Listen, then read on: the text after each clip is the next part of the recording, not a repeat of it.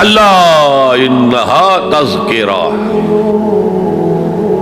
یہ لفظ بہت اہم ہے، تذکرہ، ذکرہ، تذکیر، فذکر بالقرآن، کیا معنی ہے اس کے؟ یاد دہانی صحیح ترین ترجمہ ہے، یاد دہانی۔ ایک ہے کسی کو کچھ سکھانا، نئی بات سکھانا، ایک ہے یاد دہانی، اسے ایک چیز معلوم تھی کوئی بھول گیا، یاد کرانا۔ جیسے آپ کے کسی دوست نے آپ کو بہت قیمتی قلم دیا تھا، آپ نے اسے بہت سنبھال کر اپنے ٹرنک میں رکھ دیا، اب سال ہا سال ہو گئے، نہ دوست سے ملاقات نہ وہ یاد، اچانک آپ نے کسی روز ٹرنک کھولا اور وہ قلم آ گیا، تو آپ کو دوست یاد آ جائے گا کہ نہیں؟ اسی لیے قرآن آفاق و انفس کے لیے آیات کہتا ہے، ہم اپنی آیات دکھائیں گے تمہیں، نشانی جس کو دیکھ کر تم ہمیں پہچانو گے۔ اور تذکرہ کا مطلب کیا ہے؟ پوٹینشلی ایمان ہر انسان کے دل میں موجود ہے، یہ جو روح جو ہمارے قلب کی مسکن مکین ہے، اس میں اللہ کی معرفت بھی ہے، اللہ کی محبت بھی ہے۔ البتہ ذہول کے پردے پڑ گئے ہیں، بھول اور نسیان طاری ہو گیا ہے، ہم دنیا ہی کے اندر گم ہو کر رہ گئے ہیں، ہماری ساری دلچسپیاں دنیا سے ہیں، لہٰذا ہماری توجہ ہی نہیں ہے۔ ورنہ ہر انسان کے دل میں یہ جو یہاں ہندوستان میں کہتے ہیں آتما اور پرماتما، آتما اور پرماتما کا تو تعلق بہت گہرا ہے، ابتدا میں بنا دی گئی تھی ارواح، جب ہم سب کے سب تمام انسان آدم سے لے کر اور تا قیامت جو انسان آئے گا دنیا میں، ان سب کی ارواح پیدا کر دی گئی، اور پوچھا گیا الست بربکم قالوا بلا، یاد ہے؟ لہذا یہ تذکرہ ہے، یہ یاد دہانی ہے، تمہارے اندر موجود ہے، اللہ کی معرفت بھی موجود ہے، اللہ کی محبت بھی موجود ہے، لیکن کلا بل ران علی قلوبہم ما کانوا یعملون، ان کے دلوں پر زنگ آ گیا ہے اب ان کے اعمال کی وجہ سے،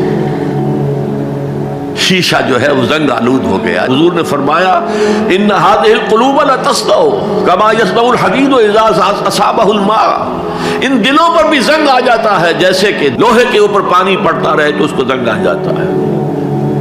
پوچھا گیا فما جلاؤها یا رسول اللہ، اے اللہ کے رسول ہماری تلواروں کو زنگ لگتا ہے، ہم پالش کرتے ہیں، سیکل کرتے ہیں، وہ پھر چمک اٹھتے ہیں، تو دل پر اگر زنگ آ جائے تو اس کا علاج کیا ہے؟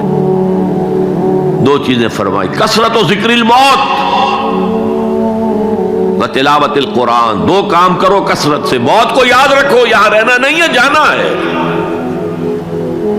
یہ ہمارا گھر نہیں ہے، یہ ہماری منزل نہیں ہے،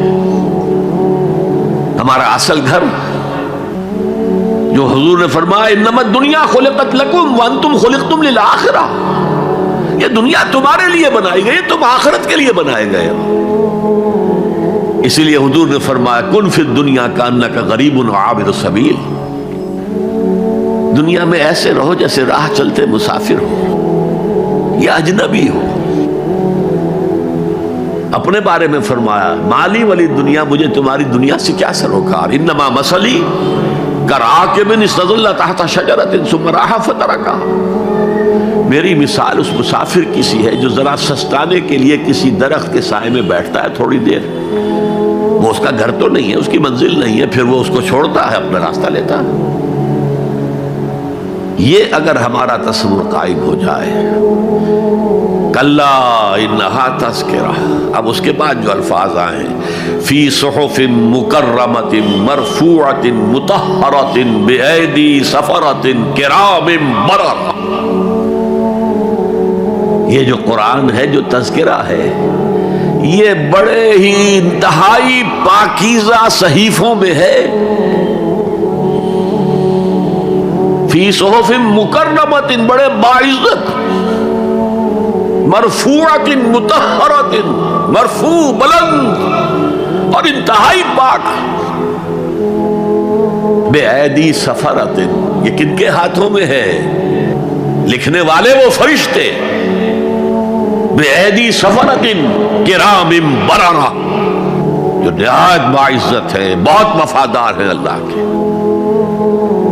یعنی اصل قرآن کہاں ہے؟ لوح محفوظ میں ہے، اصل قرآن کہاں ہے؟ ابھی اگلی اب جو پڑھیں گے ہم، کتاب مکنون، چھپی ہوئی کتاب کے اندر ہے۔ اصل قرآن کہاں ہے؟ وَإِنَّهَا لَفِي أُمِّ الْكِتَابِ لَدَيْنَا لَعَلِيٌّ عَظِيمٌ، یہ تو اس ام الکتاب میں جو ہمارے پاس ہے بہت بلند ہے اور بہت عظمت والا ہے۔